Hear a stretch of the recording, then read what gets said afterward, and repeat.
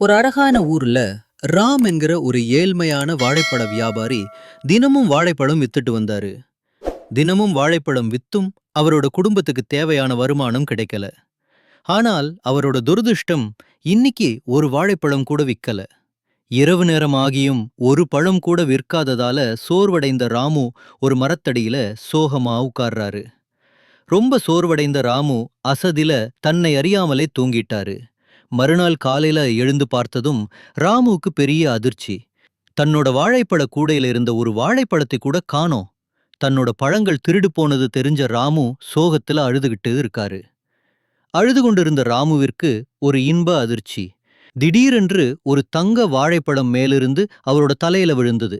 அந்த வாழைப்பழத்தை கையில எடுத்து பார்த்த ராமு அது பேசுறது பார்த்து வியந்து போறான். தங்க வாழைப்பழம் ராமுவிடம், "உனக்கு என்ன வேணும்?" ராமு அதிசயமா இருக்கேன்னு வியந்து போய் பார்த்துக்கிட்டே இருக்கான். ராமு, "எனக்கு நிறைய வாழைப்பழங்கள் வேணும்." உடனே அங்க கூடை நிறைய வாழைப்பழங்கள் வந்து நிரம்பிது. வியந்து போன ராமு, "இவ்வளவு வாழைப்பழங்களை நான் எப்படி எடுத்து செல்வது?" தங்க வாழைப்பழம், "இப்போதே உனக்கு மாட்டு வண்டி தருகிறேன்."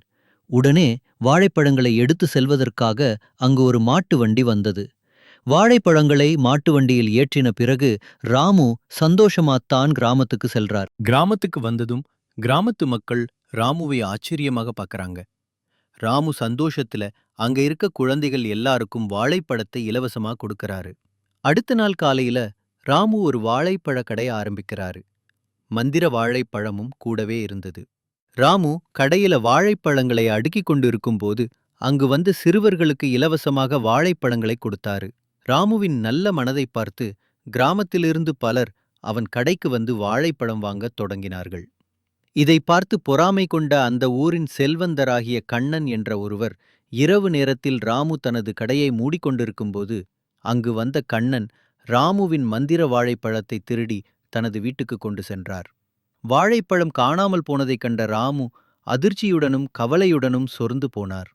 வீட்டுக்குச் சென்ற கண்ணன் அந்த மந்திர வாழைப்பழத்திடம், "என்னிடம் இருக்கும் பணங்களையெல்லாம் எனக்கு 10 மடங்காக மாற்றிக்கொடு" என சுயநலத்துடன் கேட்டான். வாழைப்பழம் சிரித்துக்கொண்டே, "நீ கேட்டதை தருகிறேன்" என்று கூறி திடீரென கண்ணனை சுற்றி மந்திர ஒளி தோன்றியது. அதன் பிறகு கண்ணன் ஒரு வாழைப்பழமாக மாறிவிட்டான். அப்போது மந்திர வாழைப்பழம் அந்த வாழைப்பழமாக மாறிய கண்ணனை பார்த்து கூறியது, "பொறாமையும் சுயநலமும் கொண்ட மனசுக்கு நான் கொடுப்பதெல்லாம் ஒரு வாழைப்பழம்தான்" என்று சிரித்துக்கொண்டே கூறியது. அடுத்த நாள் காலை ராமு தனது தோட்டத்தில் வாழை மரங்களை நட்டு அவற்றுக்கு தண்ணீர் ஊட்டி பராமரிக்கத் தொடங்கினாரு. ராமுவோட வாழைத்தோப்புல நிறைய பழங்கள் விளைந்தது.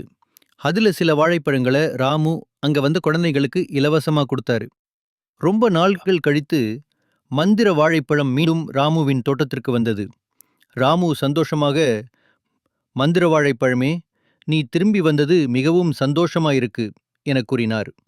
மந்திர வாழைப்பழம், "நான் இப்போது செல்ல வேண்டும். இன்னும் பலருக்கு பயனளிக்க நான் காத்திருக்கிறேன்" என்று ராமுவிடம் கூறிவிட்டு மந்திர வாழைப்பழம் அங்கிருந்து சென்று விட்டது. பாடம்: நீ ஏற்கும் பாதை உன்னை உயர்த்துமோ அல்லது வீழ்த்துமோ என்பதை நீ தேர்ந்தெடுத்த நெறிதான் தீர்மானிக்கும்.